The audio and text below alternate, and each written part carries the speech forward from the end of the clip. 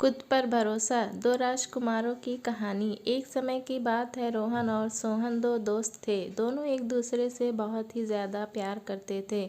दोनों हर समय एक दूसरे के साथ घूमते और दोनों कहीं भी जाते तो एक साथ ही जाते थे।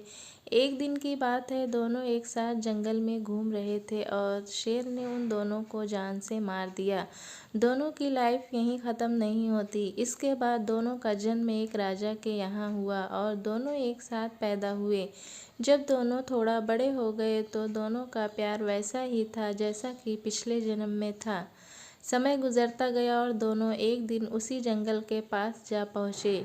वहाँ पर एक बहुत बड़ी नदी थी। दोनों ने सोचा क्यों न इसमें आज नहाया जाए। फिर क्या था, दोनों एक साथ नहाने के लिए कूद गए।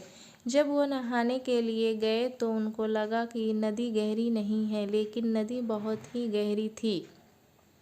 रोहन को तो तैरना आता था, वह तो किसी भी तरह निकल कर बाहर चला गया, लेकिन उसका भाई जिसको तैरना नहीं आ रहा था डूबने लगा।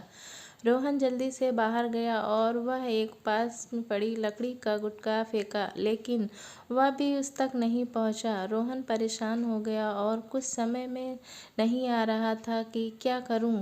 तभी वह कुछ सैनिक भी आ गए।